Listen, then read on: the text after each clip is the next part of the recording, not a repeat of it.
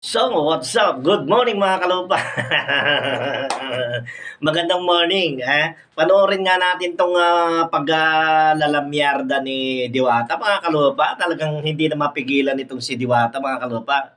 Talaga yung kanyang siksik, liglig, biyaya talaga siya ngayon. So, tara, panoorin natin. Panoorin natin yung saan ba siya nagpunta. 4:30 pa, madam, no? Oh, so, waiting muna, kape-kape muna tayo. Medyo inantok pa. Papunta ako ng Jinsan. So, first time ko sasakay ng eroplano. So, excited na ako. So, kakape muna kami. Agad pa lang kape dito sa airport. Ito pa lang kape dito. Pupunta siya ng General Santos mga kalupa kasi in-invite siya. Kung maalala nyo, merong nagpa-picture na ginang, nagmamay-ari yata yun ng ewan kasi sabi nila medyo big time yata. So, yung ang pangalan yata ay Sara. So, tara. Airport. So, may kapehan dito. Inantok kasi ako dahil di pa kulang pa sa tulog. Ang aga ko nagising. Kape muna kami ng Ramadan. Ayan, habang naghintay ng flight, gala-gala mo tayo sa airport. Ang dami palang tao dito, parang baklaran.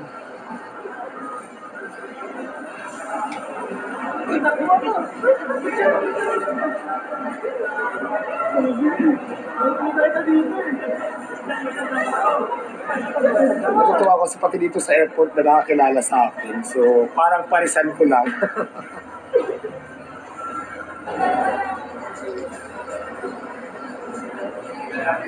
Ayan, pati mga guard, nagpa-picture din. Sana ba tayo? Dito pa rin tayo. Kanya kasi airport. Tanong pa rin ang airport to. Ang dami-daming tao. Grabe, kita nyo. Galing araw pa lang, alas 2 pa lang.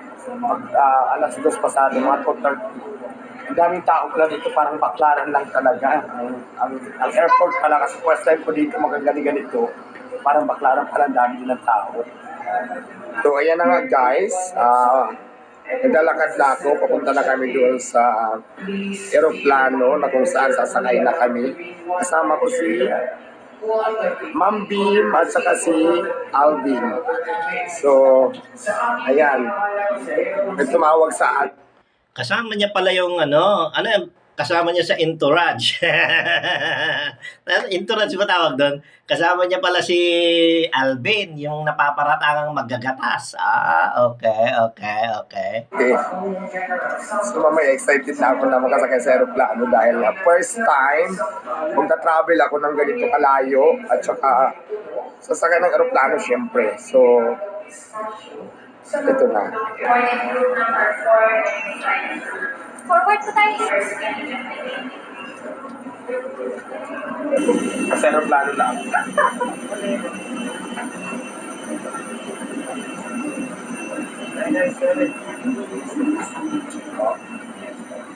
Sa aeroplano na ako sa loob.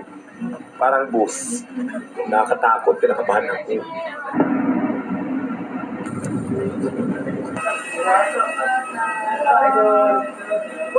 Nasa Jinsan na tayo. Ayun o, Jinsan. Para ko artista dito, marami ko lang ito. Ayan ang sinakyan ng aeroplano, Cebu Pacific.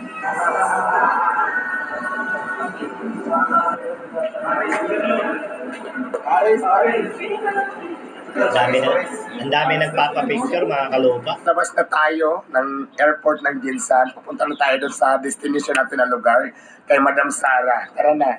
Yung Madam Sara pala. Hindi naman si Sara, Duterte yan. Hello. Ayan, yan. Sa Jensen. Okay. Sa bahay mo. Ang ganda pala ng bahay. Ay, naku. Hindi ka na. Nakain na tayo. Hindi, maganda yung bahay. At kulang, maganda yung bahay. Malawak. Kinabahan ako. Madaming pasahero. Puno, super dami. Hindi sila tabiwang ka rin naman. Picture. Ito ako. Ano po? Halika. Kakain tayo. Gagawin ko na ng maayos. Anong oras kayo? Maaga pala kayo, no? 12? 12 kami umalis sa Parisan, tapos nagtambay kami sa airport kasi di ba alas 5 na kami nakalis doon eh. Halika, halika. At least nakadating ka. Hindi ka Oo. makapaniwala yung iba na dadating ko. Sabi ko, hindi, pinawagan ko yun. College day kasi namin yun. So, sabi ko. Di ba, nagpa-picture tayo Oo. noon. Nag-trending yun. Hindi ko alam. Kasi wala naman ako mga Facebook, wala ako. Oo, nag-trending yun kasi dami nag-share, dami pumuli na sa'yo kasi binigyan mo ako ng pera ng unang meet natin. So nag-trending yun kasi in-upload ko din yung video ko sa'yo. Oo. In-upload ko sa YouTube. Ang daming aso pala. Aha. Ngayon, Ma'am, nakita ka namin kay Diwata, Mama, magpa-picture din kami ba? Ang dami-dami na daan sa artist. Sabi ko, sige, college day. Inano ko, in-invite nga kita. Di ba, biglaan. Tapos, yung mga estudyante, hindi nila alam na surprise. College day pala. Hanggang kagabi, madaling Ibig sabihin, matawag kay Rebecca. Ano yun, teacher tong si Mamo, nagmamay-ari. Malamang siya, malamang nagmamay-ari na eskwelahan to. Pangalan mo. So ayan, for today's video, nandito kami sa sasakyan. Pupunta na kami sa eskwelahan sa Golden State College, kung saan doon ako magtuturo sa Golden State College dito sa General Santos City, kung saan tuturuan ko sila kung paano gumawa ng chicken, kung paano lutuin ang chicken joy, kung paano lutuin ang Diwata Paris Overload. Kaya handa na ba kayo? Let's go! Vlogger na si Diwata. Sa school ng Golden State College sa General Santos City. Ayan na. Kasama ko siyempre si Madam Sarang, may-ari ng school na ito. Ayun. O, i-post natin saglit yun. Sabi ko na nga it's either teacher. Kasi kung teacher naman, hindi naman ganyan magiging ba ang mga galawan niya, ng mga datingan niya. May-ari. Golden State College, dyan sa Jensan. Alam niyo, maganda exposure yan, ha? Napakalaki exposure ni Diwata outside Pasay. Di ba? Outside Pasay, yan yung magandang exposure.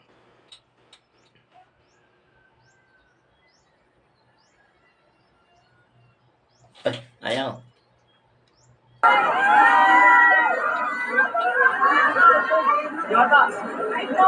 Hello. Ayan na, nandito tayo sa General Santos City. Kasi nandito na ang Diwata Paris Overload sa General Santos City, na kung saan ang dami-daming estudyante dito sa Golden State College. Ang gagawin natin dito kung bakit ako nandito sa school, magtuturo ako dito. Magtuturo ako gumawa ng Paris at magluto ng chicken joy. At syempre, patikim natin sa kanila yung chicken joy natin at saka yung ating Paris Overload. Wow! Ang dami-daming tao, madam! Nakaka-surprise naman talaga. Alam niyo ba, galing pa ako ng Pasay, pumunta na ako dito sa inyo, sa Golden State College, para ipatikim ko sa inyo ang aking Paris at saka ang aking chicken joy. Sayang ko ni madam. Alam mo madam, sobrang dami pala ng tao dito, ang dami estudyante, ang dami mga tao, ang dami-dami mo palang taong natutulungan.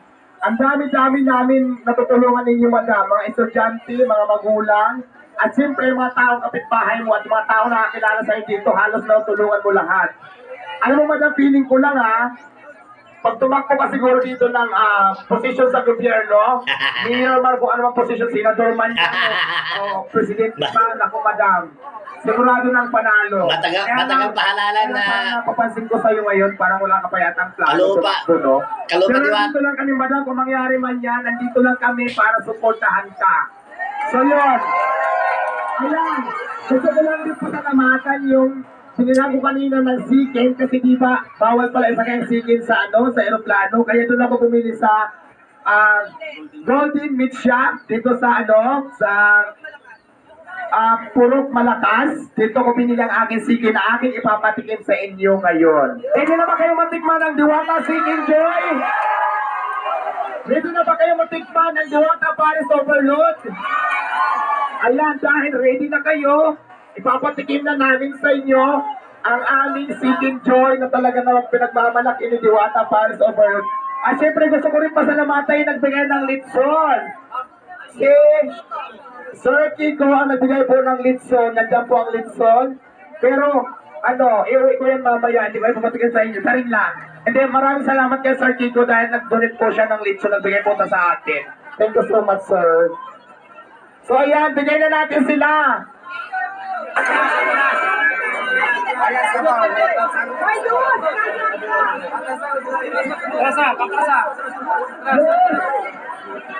Asa ka nun? Ay, asan yung panibali pag Oh, simo na, simo.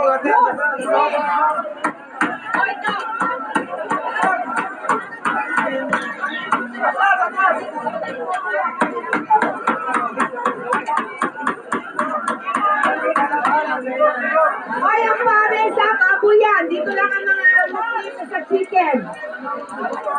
Mga chicken, tatlo makati ha.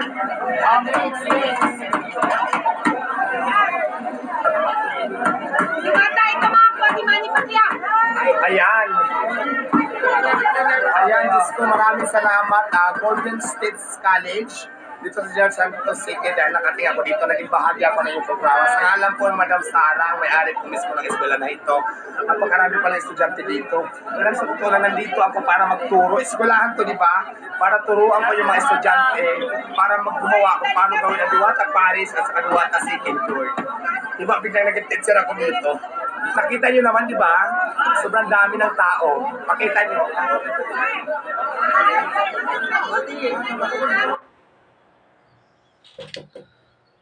So, yun na nga mga kalupa. Ang kwento pala nito is college day.